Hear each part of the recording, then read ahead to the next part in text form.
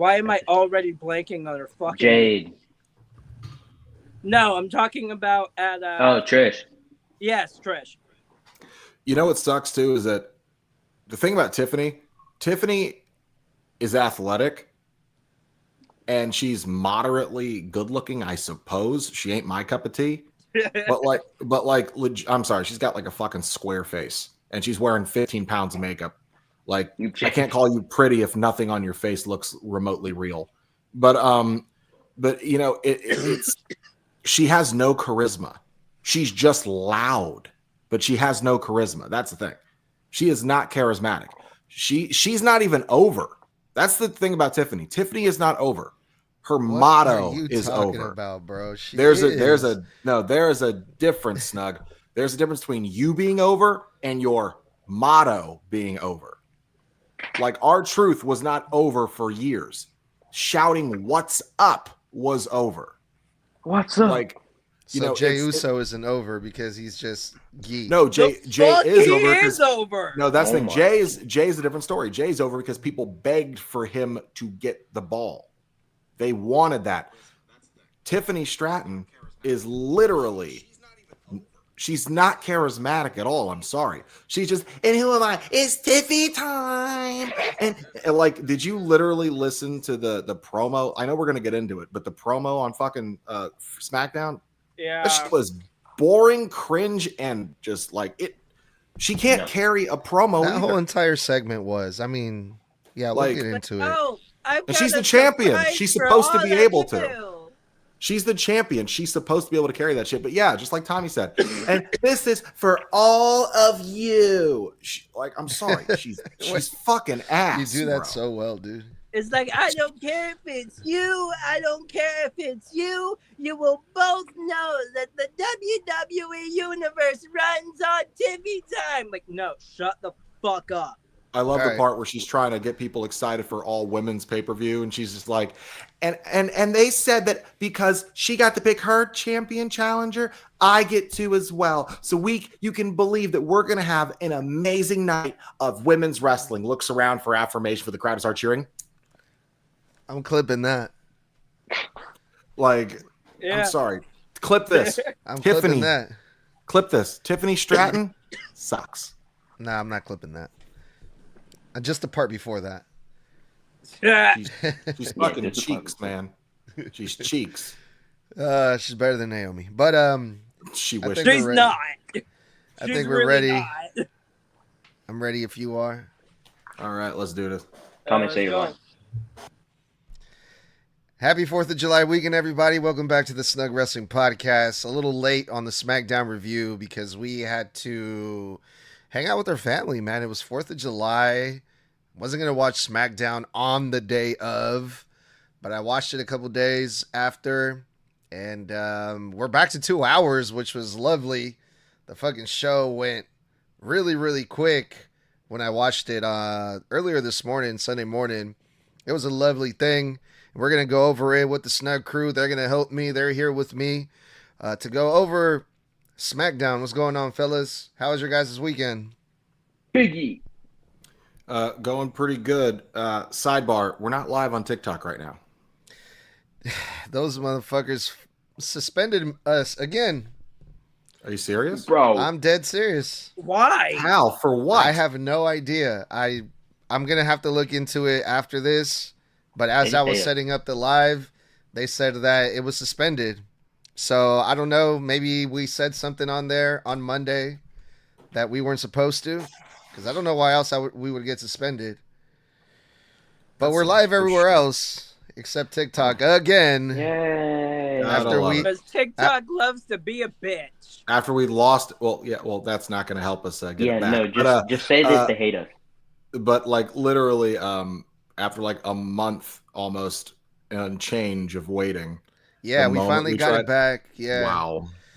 And I was really excited because we got, it helped our numbers last time we went live. We had a few more people watching.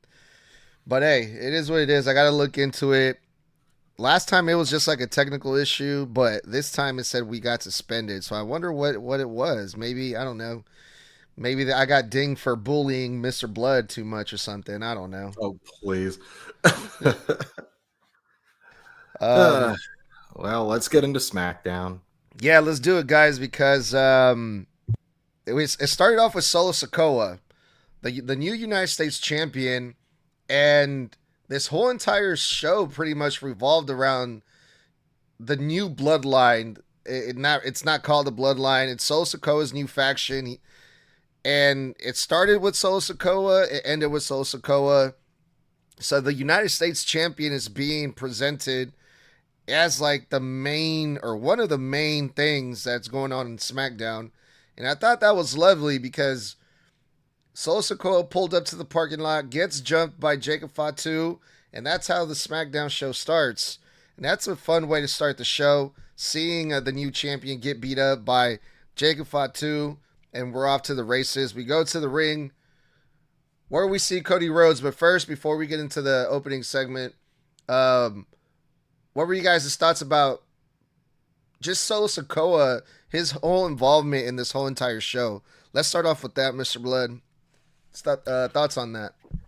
I like that they're presenting the title as a main focus point that gets multiple segments. I think it only serves to help build the mid-card division and the mid-card title on that brand up more, because you're showing that it's important enough to be given multiple segments and multiple bits of TV time too. That being said, kind of makes you wonder why they didn't do the exact same thing when Jacob was holding it. However, I think I'd like to reiterate something I said before, where Jacob feels better as a chaser than the title holder itself. Some guys and girls just feel better and more unique as characters when they are chasing the title. That's one of the biggest problems with like Cody's run. Everybody wanted him to win. Everybody wanted to see the moment he won. And then immediately following him winning, they start turning on him. I said before a couple weeks ago that I felt like the crowd was making less and less noise for Jacob Fatu because it seemed like they loved him more as the badass, kind of heelish version. They wanted him to be this cool heel. And I said the moment they turned him babyface, it felt like he was getting smaller and smaller reactions. And he has been. If you notice, the crowd is loud for him, but they are not as loud for him as they were 2 months ago. So I think putting it on Solo, one of the main acts, is a good thing. And I know that Jacob's going to be chasing it, which is good for him. But I think turning him heel was the wrong move. But I like to see this on the show. Yes. Yeah.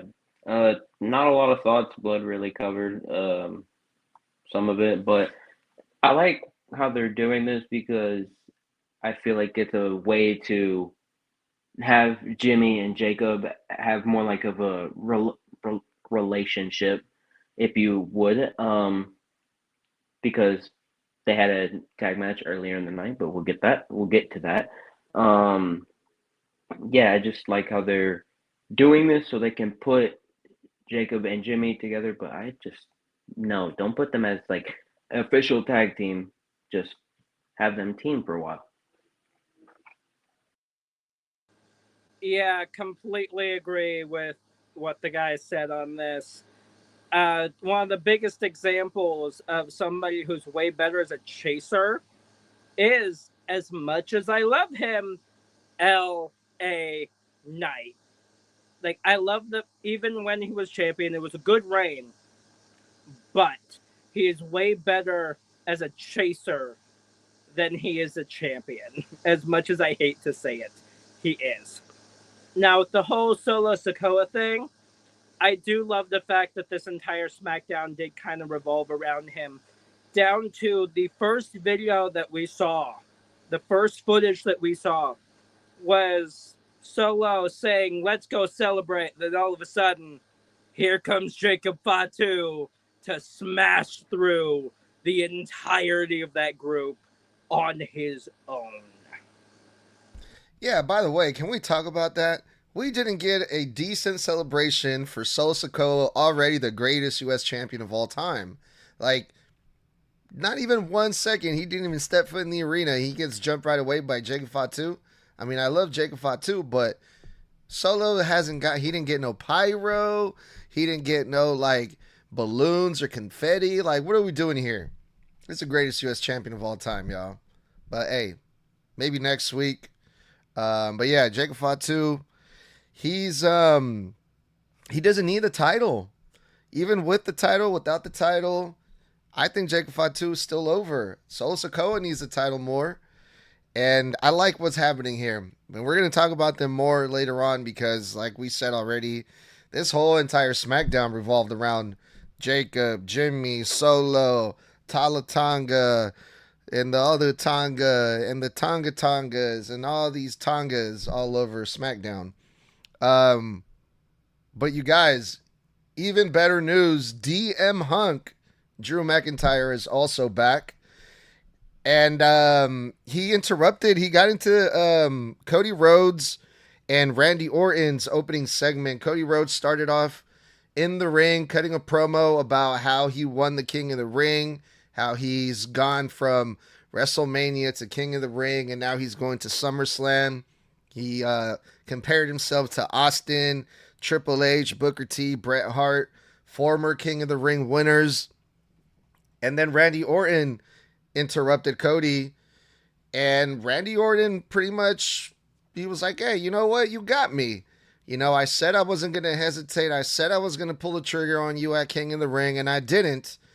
And that's why you won. You didn't hesitate. You beat me. And then Drew McIntyre returns after being gone for what, a month and a half? He was recovering. He had like some injuries he had to recover from, I believe, if I'm not mistaken. And he didn't miss a step. Drew McIntyre came back hot. He came back speaking facts like always. You know, Cody Rhodes, he was just buttering you up, Randy. You're not the same Randy that we all used to know. The old Randy's gone. This new Randy, he's not it. He's not it. And that did not sit well with Randy Orton at all. RKO to Drew McIntyre. But I'm so glad Drew McIntyre is back, y'all. Thoughts on this segment here that we saw with these three men? I liked it. Always great to see Drew. Glad he is back. Was worried he was going to be out much longer because apparently he had a lot of stuff, a lot of injuries he was wrestling through for quite some time. And I was worried he was going to be taken off for like 3, 4, 5 months, something like that. But it was good to see him back. I'm surprised we saw him back so much sooner than we actually did. Kind of wish that when they brought him back in an insanely creative way, in a way that we never would have expected him to re-debut, like at SummerSlam or something like that.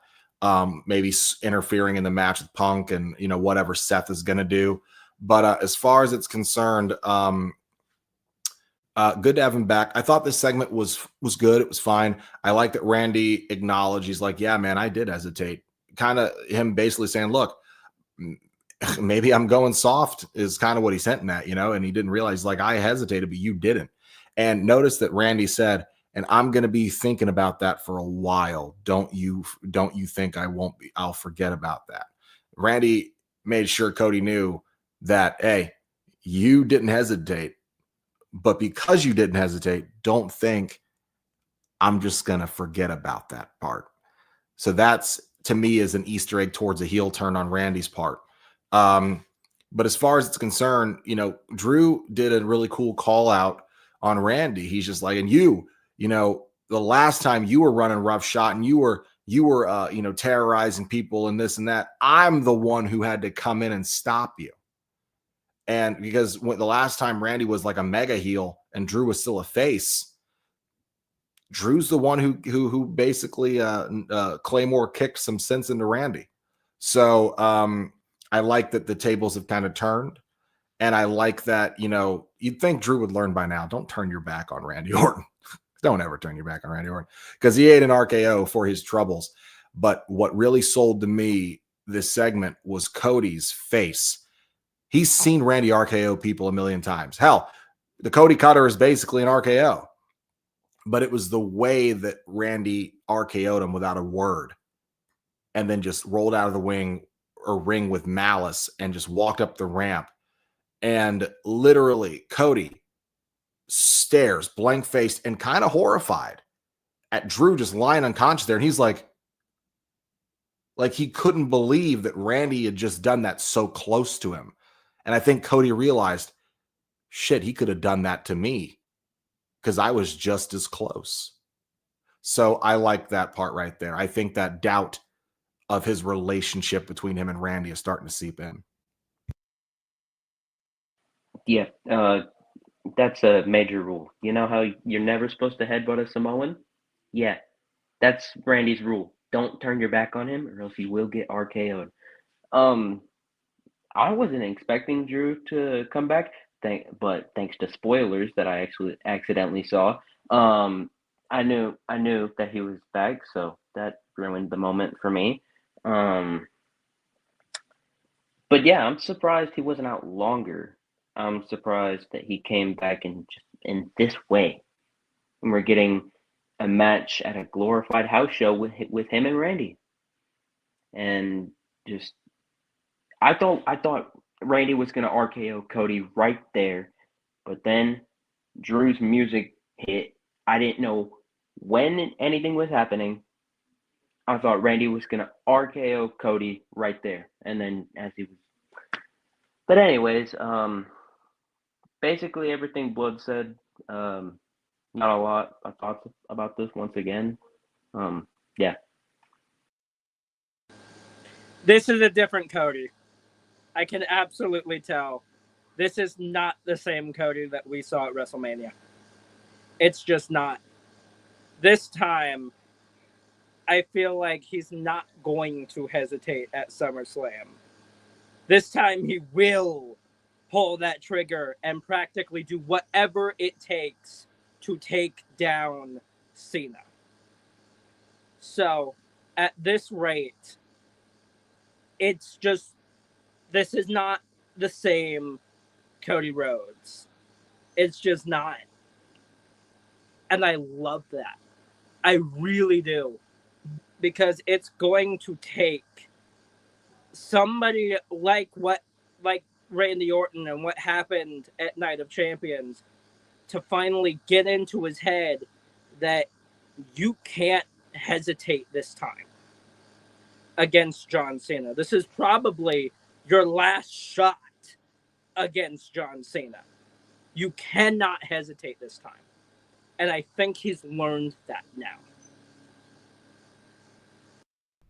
Yeah, I think you're right. I think, yeah, that's pretty much on the money. This could be Cody's last time wrestling John Cena. This could be the final match that we will ever see between Cody and John Cena. And that's kind of crazy to think about. But no, yeah, these three guys, this opening segment was so entertaining because there's so many things that can come out of this. Like the stare down that Cody and Randy had after Randy Orton hit Drew McIntyre with that RKO. Randy Orton was pissed, kind of like the same way that Randy was looking after their match versus Cody and Randy at Night of Champions, where Randy Orton was just like, there was some fire building up in Randy Orton, and that little stare down, Randy Orton was staring through Cody Rhodes's freaking soul, it seemed like, and that got me excited because I'm like, I want to see these guys wrestle again. I love their match at Night of Champions. That match was fucking lovely, so I'm like, I want to see more of Randy versus Cody. That was fucking good. So I like that stare down. Also, Drew McIntyre, before he left, it looked like he was going for the United States Championship. He was having like some stare downs with Jacob Fatu, but he came back and he went straight to the main event, guys. He went straight to Drew McIntyre, went straight to Cody, straight to Randy. And now Jacob Fatu is not the champion, not the U.S. champion. So, what's next for Drew McIntyre? Is he going for that main event title now? I don't know. We'll see. For now, it was announced Drew versus Randy at Saturday night's main event. And we also saw a little stare down with Drew McIntyre and Jacob Fatu in that same backstage segment. So, do we see Drew McIntyre go after Solo Sikoa? What do you guys think?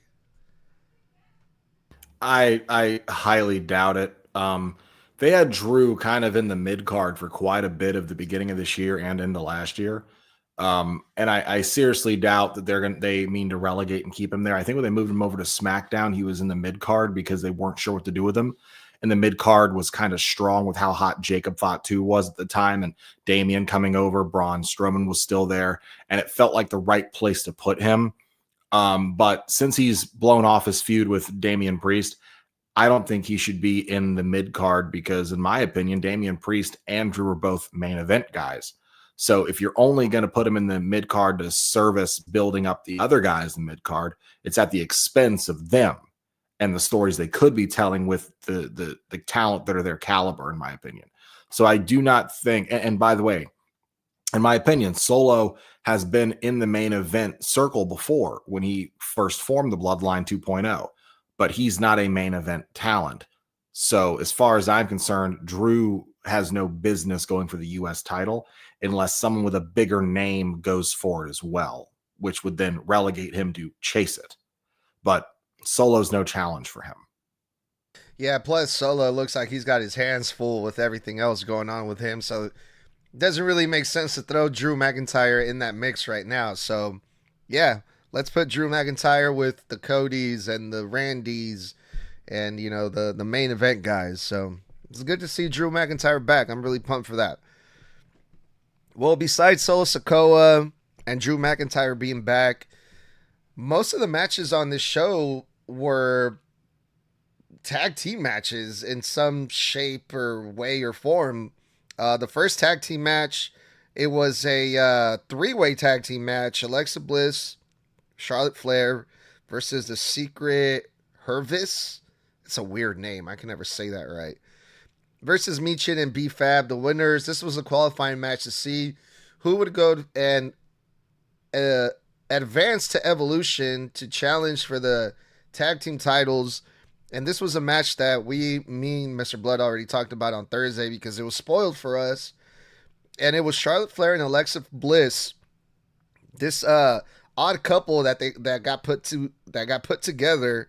It's an unlikely duo. They're not friends.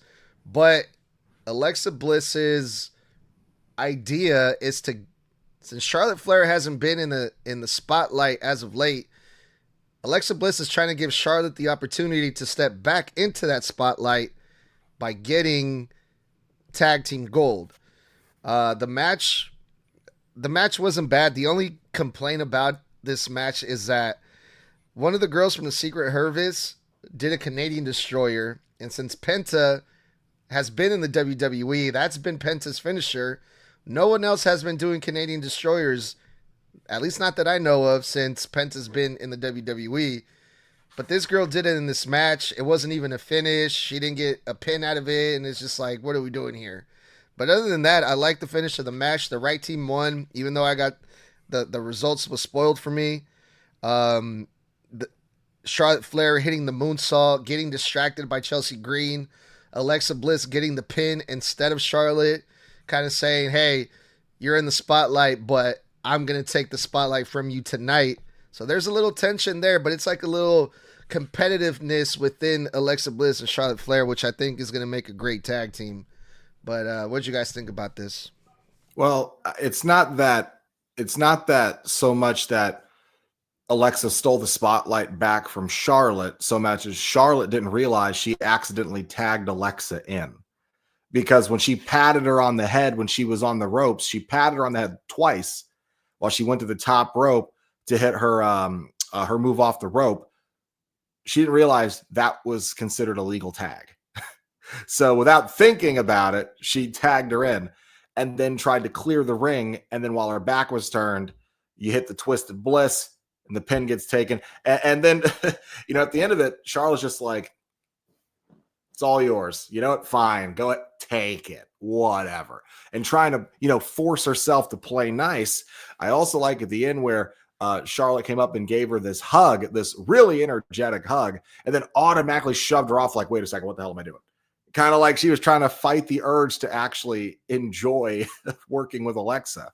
I will say, when I saw this match lined up and I saw the three teams in it, the first thing I thought was, well, I know Michin and B-Fab ain't winning.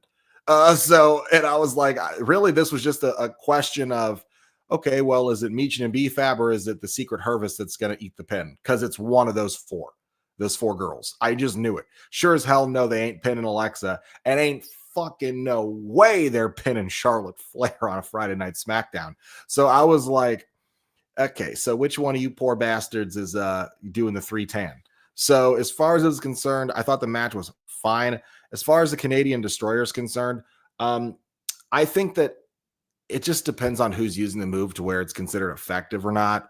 I don't think there's anything wrong with that, because at one point, remember the Big Show used the WMD, the Weapons of Mass Destruction knockout punch, but you'd see plenty of other guys fucking big as shit like Mark Henry or Kane punching guys in the face, and they weren't getting knocked out with one blow. So just because it's his finisher doesn't mean everybody else has got to stop doing right hand punches. You know what I mean?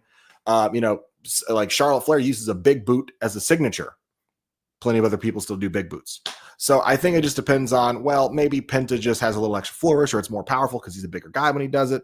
And maybe Alba Fire just isn't as strong as a grown man throwing another woman. So maybe it's not the same amount of impact.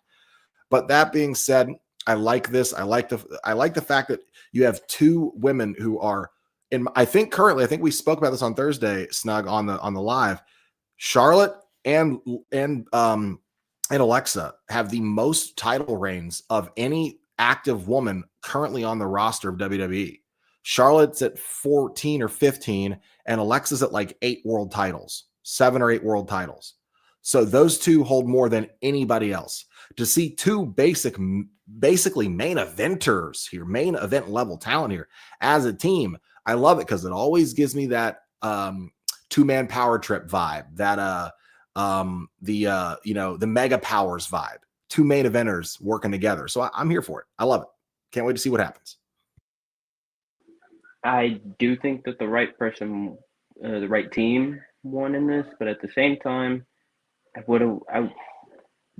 wanted Meechin and B-Fab, because me personally, I think they're wasted talent. Meechin is wasted.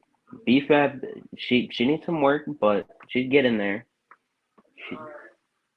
But I see what they're doing. They're trying to put people because the women's tag titles are dying, basically. So they're putting people together that would bring the titles up from where they already are. So that's why I do think Charlotte and Alexa was the right pick for this, but I would have liked to see Meechin and B-Fab go on to Evolution. Yes, the right team won, but Meechin and B-Fab deserve better.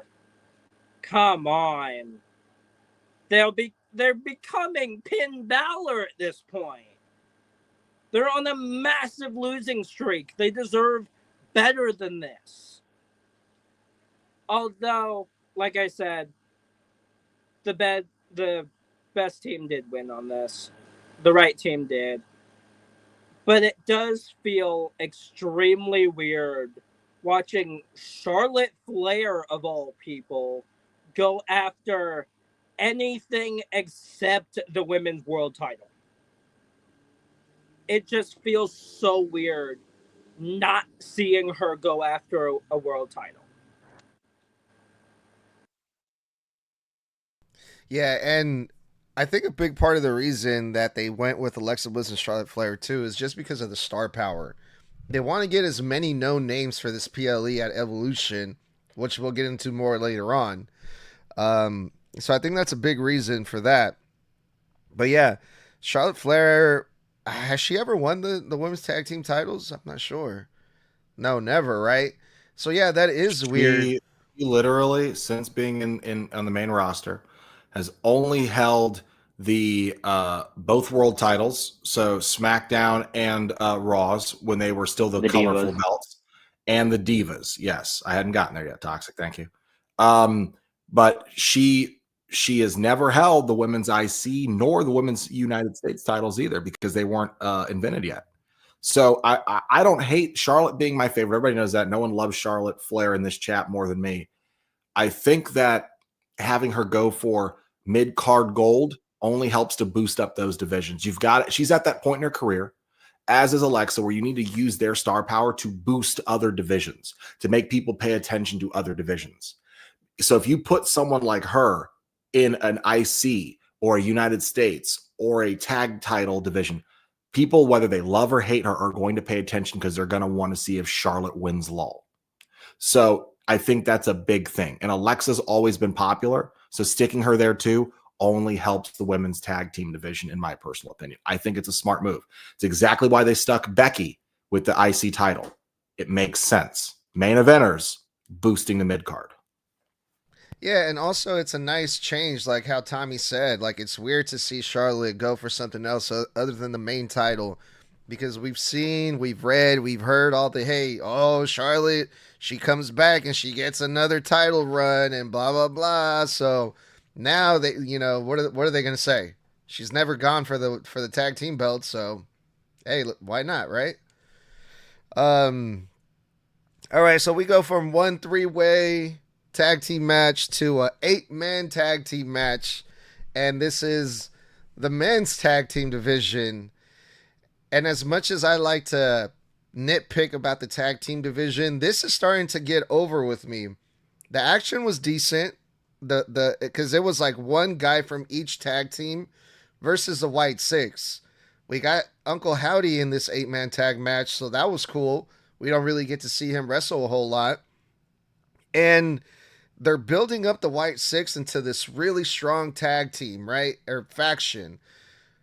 Every single tag team, instead of setting their minds on the tag team titles and the Street Profits, they are focusing on taking out the White Six first. So the stipulation is if the White Six win this 8-man tag team match, that makes them the number 1 contenders for the tag team titles, the Street Profits, and nobody wants that. Nobody wants the White Six to go for them. So we're building up a strong tag team, a serious threat. And when we put them versus the Street Profits, we have an interesting dynamic here. Are the Street Profits going to be able to take down the White Six? Right now, it's looking like not really, but what if they do? This could either put the Street Profits over in a really big way, or we get a new tag team champions in the White Six that's really strong, built up really strong. If the White Six win the tag team titles, who the hell's going to be able to beat them?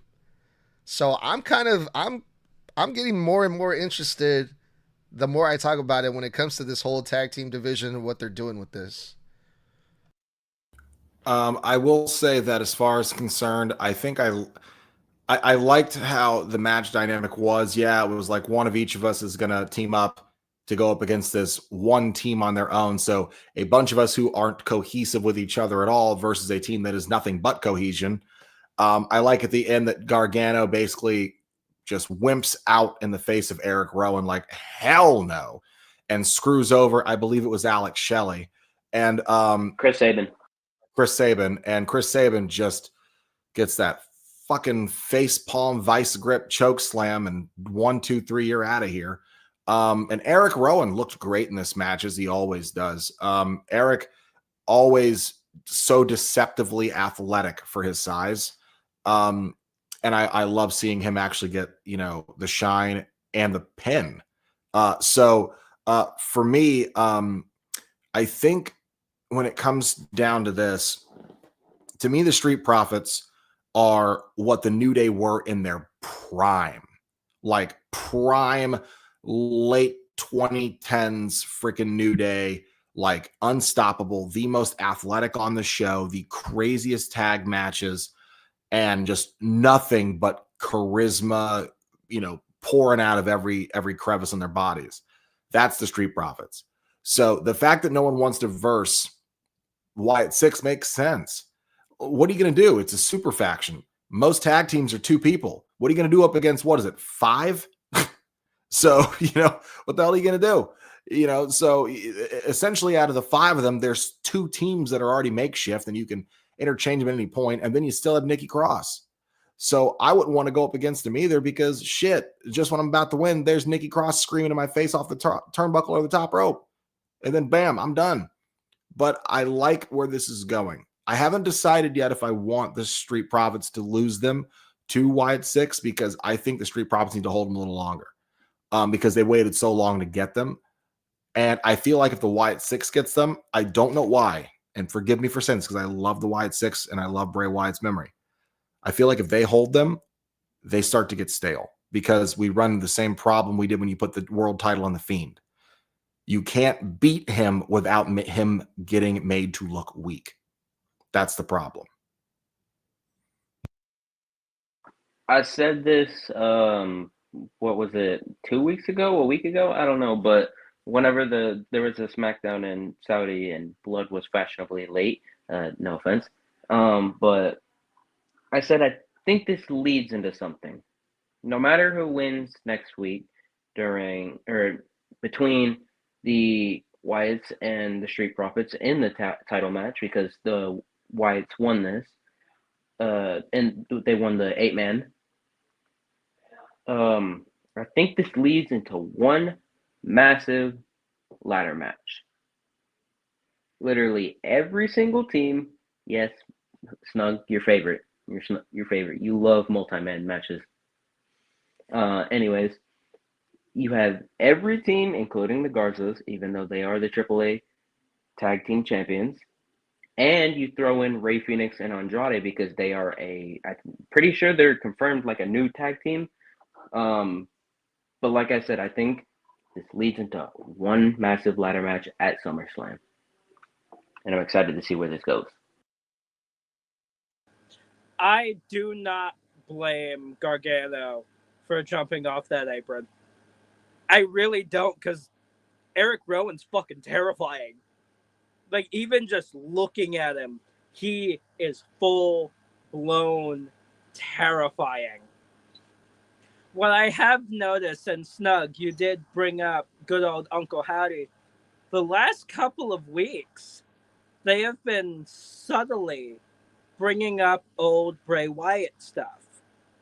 Such as a couple of weeks ago, they pulled out the unused Fiend version 2 jacket out and put that on Howdy. On Friday, they pulled out the Royal Rumble gear from Bray Wyatt's final match with LA Knight. They pulled that gear out as well. I absolutely love these subtle little things that point to, hey, I didn't start this. He did. This is all him.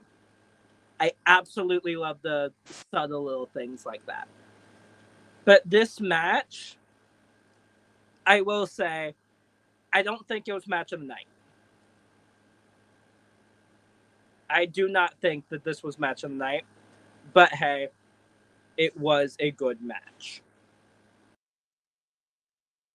So now that we know who's up next to face the Street Profits, did they say when this match is going to take place yet? Did Toxic? Next week. Next week on SmackDown, right? And you made a prediction that you think that it may lead to something else at SummerSlam, right? So are you predicting like a some type like a no contest or interference or something? Is that why? No, I think there is going to be a winner, no matter who it is, the Profits or the Wyatts. No matter if it's DQ. If it's DQ, I can see Nick Aldis coming out here and like, all of you, like imagine every tag team is out there like they were for the SmackDown in Saudi. Nick Aldis gets frustrated. He pulls an Adam Pearce and he's tired of it. He says, all of you and Rey Fenix and Andrade at SummerSlam. I can see that because it's the first 2-night SummerSlam. You want something massive. You want a big match for the first 2-night SummerSlam. Yeah, I wouldn't put it past them. One last question: when it comes to this 8-man tag and the tag team division and the whole Wyatt Six thing, you have 4 guys in that faction, and it was Dexter Loomis and the other guy. I always forget his name. Joe Gacy. Joe Gacy. They're the ones that are always doing the tag team matches, always partnering up But now that they're getting a title shot, do you put those two guys in the match, or do you put Uncle Howdy in?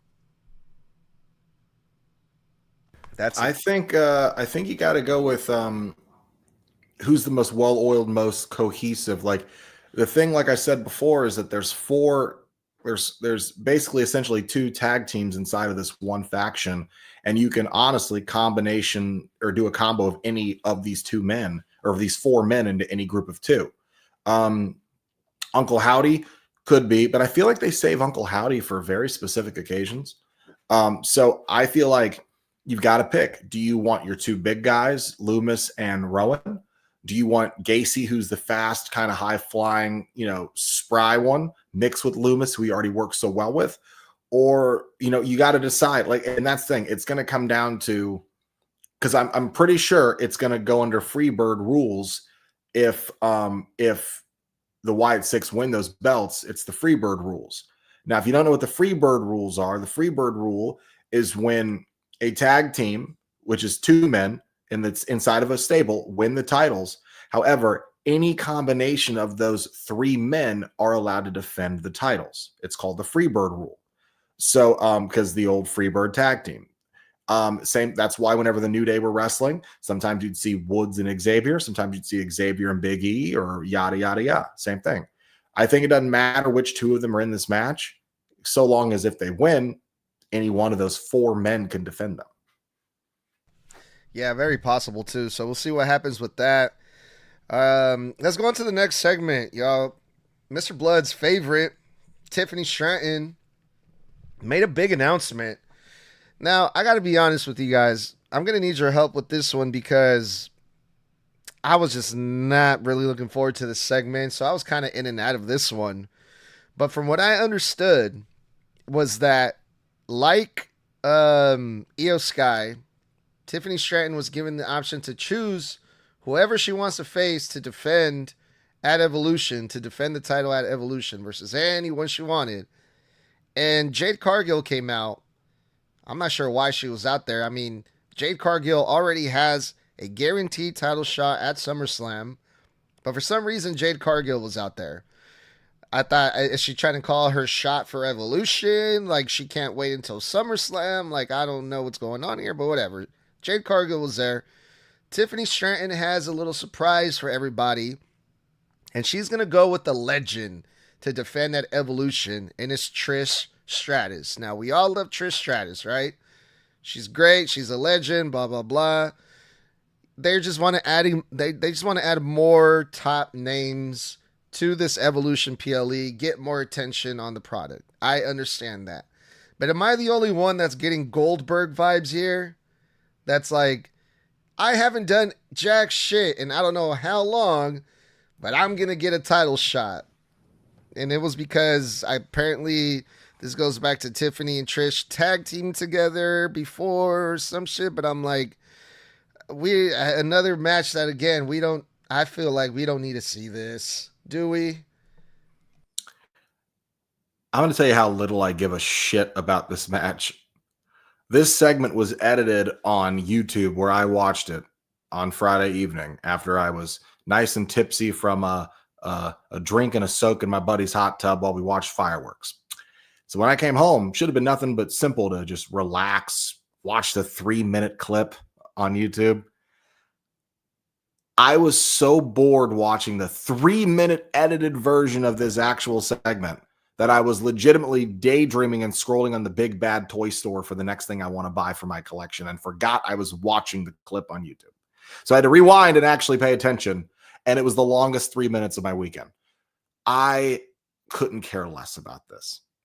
This is giving Goldberg vibes, because the first thing I thought when you and I covered this spoiler on frickin' Thursday, and I forgot to mention it on the live, was, oh, great. So again, I want to know, why did Jey Uso have to go through a tournament again to get a shot at the title he just lost? And Gunther could just call his shot. And Goldberg can just come in 8 months after a feud that he started, went cold, no one cared and forgot about, and he can just call his shot.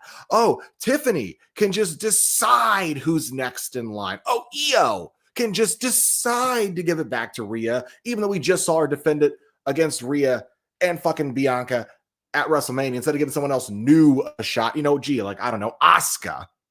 That was a fresh matchup that we've never seen before on WWE TV. So when I saw this, I was just like, I feel like you're fucking insulting my intelligence. I understand that you're trying to sell tickets, but when I see Trish Stratus in all her glory, and don't get me wrong, I loved her shit against Becky a couple years ago. Awesome steel cage match. Probably the best women's steel cage match I've ever seen in my life. However, you get to waltz in there with all your Stratus faction, and then I'm supposed to sit there and just not look the horse in the face and go, you're just trying to sell me a ticket, and that's the only reason you're here. So literally, I don't want to see this match. I don't care about this match. In fact, when this match is on at Evolution, I'm going to take that time to go to the bathroom, wash the counters, clean up from whatever dinner I made, and I'm going to doom scroll on TikTok until I hear ding, ding, ding. Because everybody knows I'm sick of Tiffany Stratton. I don't like Tiffany Stratton. But you know what's even worse about me not liking Tiffany Stratton? Having to sit through a Tiffany Stratton match that I know she's going to retain and win anyway. Because they're trying to force the Jade match at SummerSlam. Another match we don't need to see. Because neither of those girls can wrestle competently without someone else across them competently calling the match. So that match might be a train wreck if they don't rehearse the shit out of it. And if Trish Stratus isn't ring generaling this match, this next upcoming Saturday, then it's going to be botch fucking city. Because you're talking about someone with severe ring rust in Trish Stratus versus someone who's still semi-green as baby and turtle shit mixed together in Tiffany Stratton. So as far as I'm concerned, this match doesn't need to happen. It shouldn't be happening. It's a waste of time. It's embarrassing. And it's just a celebrity, in my opinion, at this point, it's a celebrity spotlight match in Trish Stratus. That is only there to serve, hey, we love Trish. She's a throwback nostalgia act. We love the legends. And she's going to lose. And we all know she's going to lose. So why do we care?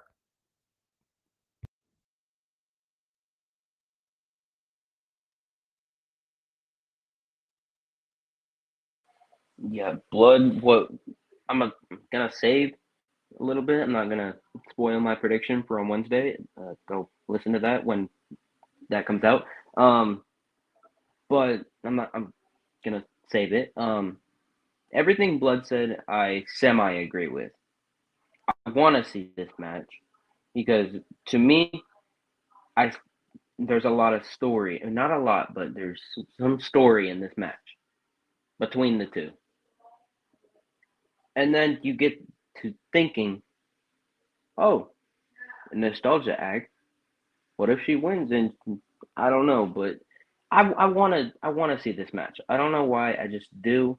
I like the fact that it's a newcomer and a legend going at it.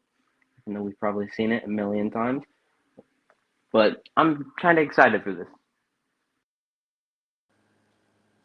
Unlike Blood, I am also excited for this match. I really am. I mean, as much as I completely agree, this all feels like this whole, hey, here's someone that was in the original Evolution. Let's put her in this one as well. Like, as much as I get why you feel that way, at the same time, Trish could absolutely, yes, she will have ring rust, but she still could carry Stratton and push her more. Because imagine how it would affect her career if she ends up beating a 7-time world champion in Trish Stratus. I'm just going to put that out there. If I may beg you another question, Tommy. Two things. One, it didn't do shit for Becky when Becky beat her. And two, what does it say? Hey, I can beat a woman in her 50s when I'm in my 20s and in my prime? That boosts my career that I can beat a retired professional wrestler to retain my championship? it's not going to do anything for Tiffany either. That's my problem with this. It won't means boost her. she can be one of the greatest women's champions of all time. Yes, 15 to 20 years after her prime ended. That's like saying, oh, well, God, Gunther beating Goldberg would be insane. Really? The guy who concussed himself before his last match? That's going to boost Gunther? A man who's almost 60 years old? It's just Gunther beating up a senior citizen. No, yeah. I mean, I would normally say it would look good on Tiffany Stratton if Trish Stratus was still actively wrestling and she was built up in a way that was like, okay, we have something here. But she hasn't been. She hasn't been on TV for fucking months. So it's just like, she's just there just to be there. So in that sense, Trish Stratus was great many years ago. But I mean, that's it. That's pretty much it. But she did have some interesting things to say in Trish Stratus in her promo. She was like, we used to fight just to have one match on the card, as a women's match on the card. Now we're having an entire PLE. But then she kind of turned it into a personal thing. Oh, my kids haven't seen me win a championship before. And then she kind of made it about herself, and then it was just like, whatever. But I liked how she brought that up. It kind of made Evolution feel a little bit more important, because it is. But I just wish they focused more on that, like the history of Evolution, the history of, the women's division and how it's, where it's at now. But this segment was short and sweet, and then we were in and we were out, and I was pretty much done with it like halfway through it. So we got Tiffany Stratton versus Trish Stratus coming up. Let's go on to the video package that we saw. Solo Sikoa introduced officially, and they said the name, and it sounds even worse when I heard it on live TV, Tala Tonga. What a fucking terrible name. I'm sorry. He's tall. Let's add Tonga to it, and now we have Tala Tonga. I don't know. But Solo Sikoa has some interesting things to say. He introduced his new member. This isn't the bloodline. This is something much stronger. And they kind of do look a little badass. I'm not going to lie. I mean, if you want to just compare like the bloodline, you had Roman, the Usos, you had Sami Zayn. This version, this group of Solo Sikoa, they look at least a little bit more intimidating than the original bloodline. I got to admit that. Solo Sikoa also said that his family is complete, which I thought was really interesting, because the other, was it Tama Tonga? Because the other guy is Tongaloa, right? So Tama Tonga is not there, but Solo Sikoa is claiming that his group is complete. So how is that going to play out when Tama Tonga comes back, if they bring him back? But what did you guys think about the video package for Solo Sikoa here? Yeah. Like I said last week, it's like kicking a freaking horse, man. It's like kicking an unalived horse. I'm at the point where, like I said last week, they should have ended this fucking bloodline shit at War Games last year, where they were all in the ring together and Roman finally conquered Solo, and they all stood together side by side, reunited again in unison as a team. It was the perfect feather in the cap. To have gone on this long afterwards has done nothing to elevate Solo. It has not elevated Jimmy. It's only served to elevate Jacob for his eventual singles run. It didn't do shit for either of the Tongan brothers, not Tama nor Tongaloa. So, and now we have, what are we doing now? Just drawing names out of a hat for play on words? Hey, he's a Tala Tonga. I have an idea. Like, it's just like, let's call him Tala Tonga, because he's taller than the other Tongas, Put that down and make his nameplate. Like,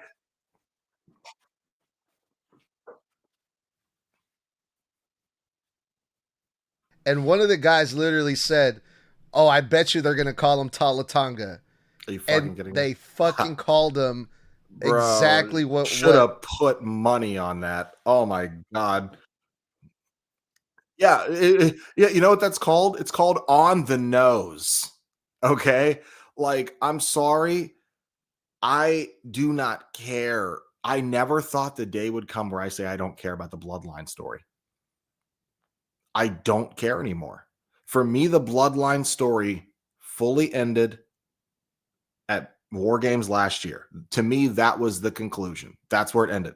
This shit is literally beating and kicking and dragging an unalived horse through the mud, the dirt, the sticks, the tweeds, and the weeds, man. Like, the only person who has benefited from this is we got a little bit of character growth out of Solo Sikoa and an explosion onto the independent or onto the singles competition scene in Jacob Fatu. But guess what? He hasn't been able to escape the vortex for longer than a week because he's still feuding with the same team he left already fucking in Money in the Bank, that he was already on singles gold 3 months ago, and he's still feuding with this same fucking team. Like, I'm just so done with it, bro. It's done. It's over. You think introducing a new, and I'm afraid, and we all thought it was like a funny, cool, like, just a hyperbole when they said, the bloodline story could go on forever. It could go on for generations because there's so many iterations of this. No, man, they're really trying to do this shit. They're going to try to drag this shit out until the Rock's daughters are grown up and in the business. And I ain't just talking about his daughter, Simone. He's got 2 little girls at home. I'm at the point where I think, like, in 20 years, when you and I are old and gray, like, we're still going to be on Bloodline 25.3. Like, the Bloodline with an update. Like, oh my God, end it, please. I'm so sick of it. I'm done with it. Dude, this is why I roll my eyes when I read and I hear people say, bring Zilla, and I'm just like, no. Exactly. No. It's like no, because how many more of these people can you introduce?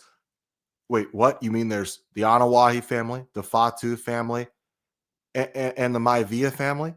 So we have and now we have the Tongans, their fathered and cousins. So there's 4 different technical bloodlines you can pull in from, and they're all fucking wrestlers. Oh my God, please no. If we're still doing this shit a year from now, I'm going to be really cross. And I ain't talking killer. I feel like the only way they can properly bring in Zilla is if, like you've said in the past, they do once again OG Bloodline versus Bloodline 2.0 War Games. It's not even 2.0 at this point.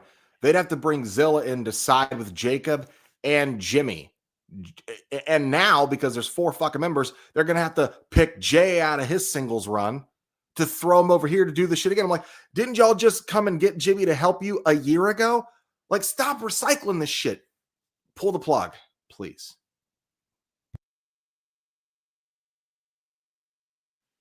I'm sorry, but the last Bloodline member I want to see in WWE is Zilla. No more after this. Just please. Maybe even Lance on Hawaii. I don't know. One of those 2. Those are the last 2 I want in WWE. For me, the Bloodline story ended at the first Raw on Netflix when they had the Bloodline rules match for the Ulafala, or as Snug says it, the Ufalafalafa. Yeah. I'm getting once again with Blood, like what Blood said. I'm done with the Bloodline story. Done with it. It's not even the Bloodline. What even is this? No, they actually made a remark. What was it, last week, that this wasn't the Bloodline anymore? Like, no, didn't Solo say in the package, he goes, "This ain't the Bloodline"? Didn't he literally say that? Yeah, he did. So it's like, okay, so if you're telling me the Bloodline's done, we had Michael Cole on commentary or whomever several weeks ago who literally stated on commentary that the Bloodline was no more. They literally said that shit. I'm pretty sure it was Michael Cole several weeks ago. So it's like, if the Bloodline story ended at War Games and then Raw on Netflix was the epilogue, to get the Ulafala back. It's done. Are you that creatively bankrupt, Triple H, Nick Khan? I give you so much leeway. We all do. But dude, please. You've now brought what between goddamn Hikuleo, Tama Tonga. You've got Jacob that you brought in. You might bring in Zilla. Like you got in Simone. Like we have so much talent you brought in. What do you do with them when the bloodline story ends? Because at this point, it feels like you only brought them in for the purpose of the story. So what do they do when you disband it? How many singles runs can they go on? These guys feel like they only got hired to serve this story and that you have no plans for them after. That's what it feels like. I feel like all these guys are going to get released in a year. Well, if we're going to say anything good about this is the fact that Solo Sikoa is looking really good out of this, because now Solo Sikoa is backed up by a bunch of badass looking dudes, great wrestlers, intimidating looking guys. They look good together as a group. Solo Sikoa's and Tongaloa. Yeah, and Tongaloa. Solo Sikoa is a U.S. champion. Solo Sikoa is the leader of the group. So all these guys are doing Solo Sikoa's bidding. Solo Sikoa is taking credit for Jacob Fatu. I brought you in. So he's looking really good, and he has a lot of personality. Solo does. So I like how he's the main character of all of this now. And later on, when they decide, you know what, it's time to break up this group. I mean, there's a lot of things you could do there. You can have matches with, whoever stands out. Solo versus Tala or JC Mateo. I know I'm getting ahead of myself because they just got together officially. JC Mateo versus, Solo, and, the same thing that happened with the original Bloodline. Just they can have tag team matches again. But, I mean, there's a lot that can come out of this. But I say we just let this one play out, because I like how you want your United States champion to look good and to look strong, right? And I think that's what they're trying to do. I think that's the whole point of this. Any final thoughts when it comes to this? Once again, I am going to reiterate this, and I've said this in the past. Why the hell would you have an entire Titantron made with the name fucking Hikuleo on it if you're just going to call him Talatonga? Why? You basically just wasted time making an entire Titantron with the name Hikuleo on it if you're just going to name him something else. It makes no damn sense.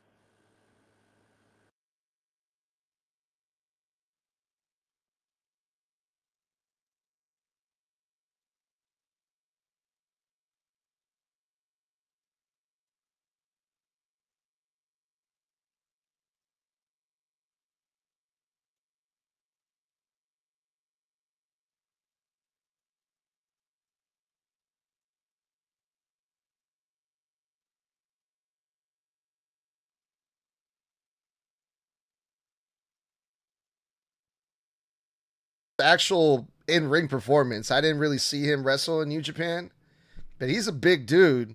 Usually big dudes don't really move as fast. So that's what I'm kind of interested to see what happens with him. Can he go in the ring? Or is he another, what's the other Tongan's name, that the guy that always botches all the time, Blood? Tongaloa. Or is he just going to be another Tongaloa? I don't know. Where are we at now? We saw another tag team match. We saw 2 more tag team matches tonight, y'all. A lot of fucking tag team action going on this show of SmackDown. Rey Fenix and Andrade, I think it's safe to say they're an official tag team now, because they have been teaming up. I think this is like the 3rd time, maybe 4th time they've teamed up together. And they got another win. They faced Fraxium. And this was an interesting match because Fraxium, they were undefeated up until this point. Fraxium went 4-0.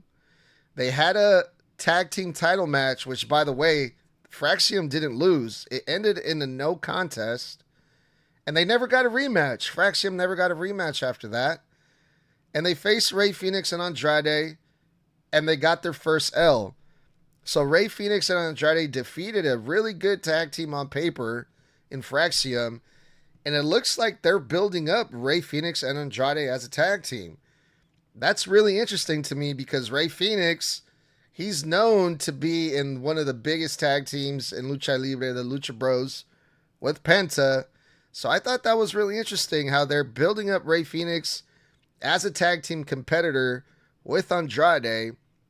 But this group or this tag team of Rey and Andrade, I think it's going to lead to something more and potentially some tag team titles.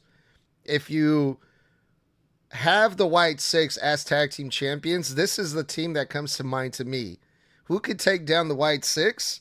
I think if anything, the way that it's going right now, it might be Rey Fenix and Andrade, and I think that's what they're getting built up to.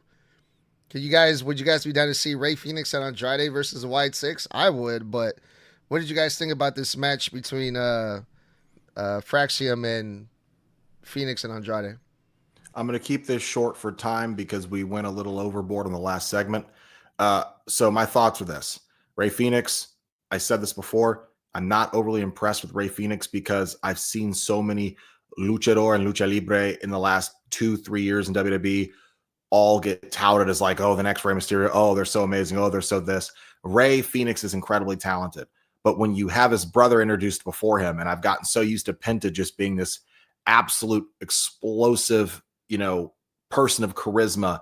And then I see his brother. I'm like, well, it's just like a smaller Penta. It's just like another Dragon Lee. It's just like another Axiom. It's like, for me, I'm just like, I'm not impressed. So, and there's nothing against him. He's incredibly talented, but he's not standing out to me. Andrade, I'm glad he's finally getting something to do after that best of 7 series is the most they've done with him since he came back. And I feel like ever since, honestly, he and Charlotte divorced, I feel like WWE was going to push him to the moon when they knew he was, when Charlotte was coming back off of injury. And the moment they got divorced, they had no reason to try to do anything for him because he's no longer married to one of their top fucking stars with all that pull.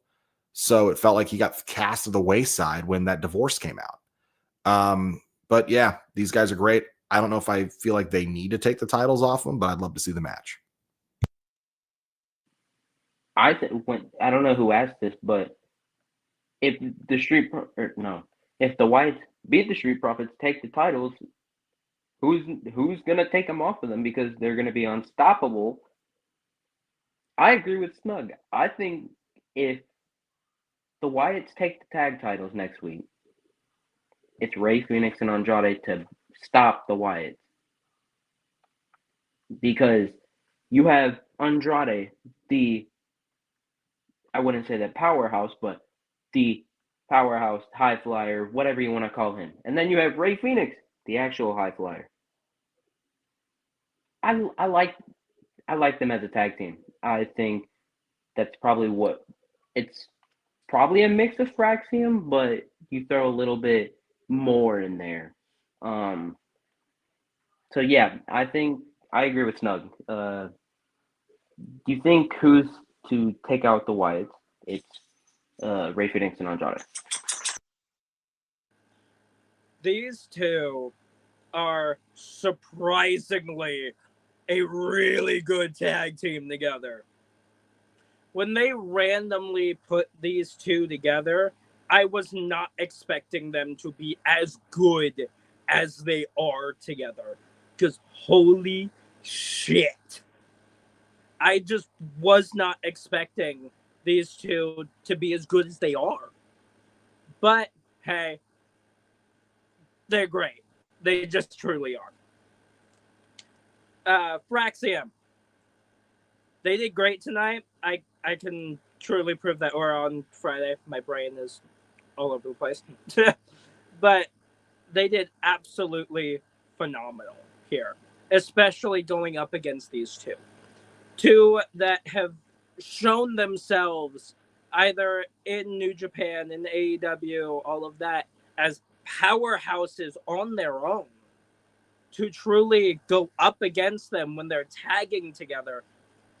It was a great match. I loved it, but I still was not expecting Rey Fenix to be tagged with Andrade. I'm pretty sure we can all agree that the one we thought Rey Fenix was going to be tagged with was Penta. I mean, it has to happen. It's bound to happen. Ray and Penta, they're going to tag team at some point, but I think they're building up to that. They want to create the best moment possible for that because when it happens, it's going to be a great moment, a great holy shit moment. And I think that's what, the WWE wants to create a huge moment out of them finally getting together. Like, the only thing I can think of is like, when I was a kid, I would get really excited to see Kane and The Undertaker tag team together because they were brothers, right? In quote unquote brothers. So, the what was their tag team name? The Brothers of Destruction, right? Yes. So I would get so excited whenever they teamed up, and it wasn't often.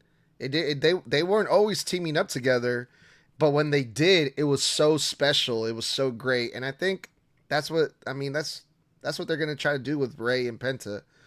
But let's go to the main event, you guys. We already broke everything down. We said everything that we needed to say when it comes to Solo Sikoa and his new group, not the Bloodline.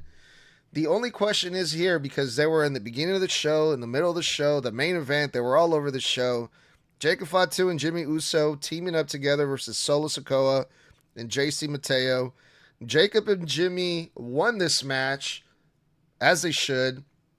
I think the right team won, but after the match, they got jumped in a 4-on-2 situation. The only thing that's left to go over here really quick, you guys, is who's going to help Jacob and Jimmy.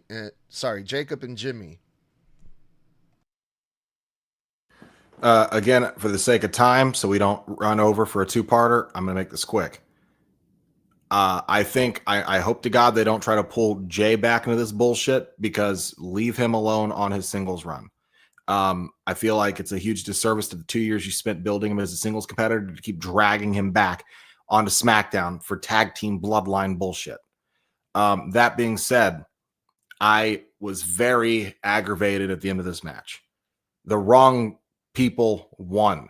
How do you pin your fucking brand new, newly crowned champion on free TV right after he won the fucking thing? I thought that was a stupid decision, because right off the rip, you just told me he's not a credible champion. You just told me Solo can't defend his title. You just told me he's a fluke. He's a transitional. He got pinned, and it wasn't even on the line, and it's the first match he's in since he won it. He loses and gets pinned by the very guy he took it from. So you just told me he shouldn't have been champion. And I know that the match ended with Jacob getting screwed over. But again, you just pinned your new champion, one of your top heel acts on that brand. You just fucking pinned him, his first match, holding that title. Huge disservice. This is what we're talking about when we say that 2023 Solo would have eaten 2025 Solo alive. Because this is what we're talking about. You have him beat John Cena, then you waste it by having him go on a losing streak. How do you put a title on him, his first ever singles championship, to have him eat a pin the very next time he's in that ring? Stupid. To answer, my bad. The wrong guy took the pin, I should say. Go ahead. Answering Snug's question, I have an idea, but he needs to get out of the story he's in. To help Jacob Fatu and Jimmy, which these two have had an encounter, not a bad encounter, like team-up encounter, like I have respect for you. I think you can throw Damian Priest in there, because you have Tala Tonga, or Hikalea, whatever you want to call him. You need a tall dude. You want to go tall versus tall? Throw Damian in there. But first, get him out of the Aleister Black and R-Truth thing. I don't want him in there anymore. It's starting to get boring. They don't need to put Jay back in there, and honestly, Roman doesn't need to be in this either. Unless you just want to waste Roman. I mean, he's already not showing up to work. I think you can throw Damian Priest in there, but I was going to say this whenever we were talking about the video package. When Tama Tonga comes back, and because Solo said, my family is complete, Tama turns on Tonga, Solo, everyone else, and he joins Jacob, Jimmy, and maybe Priest if they put him in there. I think that's another person I think could help them. And I'm also confused why they had Solo eat the pin when they just put the title on him. Didn't make sense. I do completely agree with you, Snug. The right team won, but Solo should not have taken that pin. For every reason that Blood just said. Every fucking reason. All of it. The entire thing was the fact that he is now your new United States champion. He's only held it for 2 weeks? And he's already getting pinned by the same guy he just took it from. The right team won. The wrong guy took the pin. Plain as that. It's just that. But, hey, Toxic, you can unmute for this. Here's my question for you. How would you put Priest in? That's a good question. I don't have an answer for this, but I will get back to you on a later date. It's as much as I love everything that Toxic also said, bringing in Priest and all of that, because yes, he is in fact one of the tallest members on the roster right now. There you go. Tall versus tall. There you go. The question is, how do you take him away from the R-Truth thing and put him into the bloodline and that whole situation?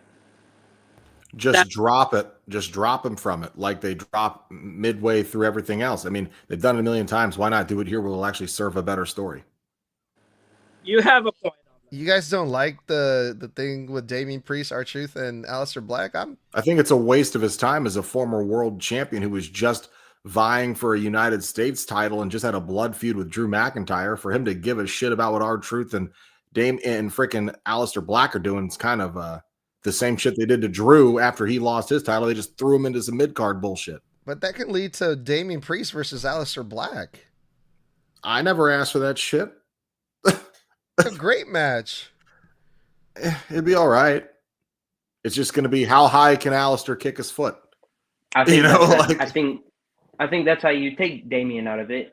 You make him have a match with Aleister, and if he wins, you're out of the story. Think about the history with Damian Priest and R-Truth, though. But you're talking about a feud where there's 3 baby faces going against each other. R-Truth is a baby face. Aleister is a baby face. Damian is a baby face. So who am I supposed to root for? R-Truth is kind of heel. He's been doing some heel shit. He's been attacking heels. He hasn't attacked anyone who is a baby face. The one Pretty Deadly member isn't. They're not heel anymore, right? They're straight up heel. Pretty Deadly. I thought Pretty Deadly turned face in the whole DIY thing. Nope. Oh. Yeah, we have yet to see anything from them since then. Yeah. But before we go off on a more tangents, anything else, Snug? So for the sake of time. No, that was it, y'all. Blood, you want to do the honors? Sir. Thank you guys for joining us here on this Sunday. It's not our normal, but you can catch us everywhere, every single Monday, every Friday after Raw and SmackDown go off the shows, off the air respectively. You can catch us on Instagram Live. You can catch us on YouTube Live, Facebook Live, and here live on Apple and Spotify or wherever you get your podcasts. And the best part is it's easy to find us. It's all at Snug Wrestling. Snug, SNUG Wrestling. Everywhere you look. Follow us on every single social media platform you can think of. This Wednesday, we will be going live at 9 p.m. Eastern, 6 p.m. Pacific for our predictions for the WWE PLE this upcoming Saturday, Evolution 2. All women, all night. Giggity, giggity, giggity. And as far as it is concerned, we are really excited because this is going to be the second ever all-women pay-per-view, so this should be fun. There should be a lot of great matchmaking, a lot of fun moments. You can follow us on TikTok and Instagram specifically, and Facebook, where Snug, Edgar, the leader of Snug Wrestling, does middle-of-the-show reactions during Raw and SmackDown and NXT and AEW. So if you really like to get your wrestling content filled with real in-time reactions, you got to follow us everywhere. Again, 9 p.m. Eastern, 6 p.m. Pacific, Monday and Fridays. But this Wednesday, predictions at the exact same times for this Saturday's PLE. And guys, Sunday. Or tonight, which is Sunday. Thank you, Tommy. As far as it's concerned, guys, stay safe, stay savage, and stay snug. And remember,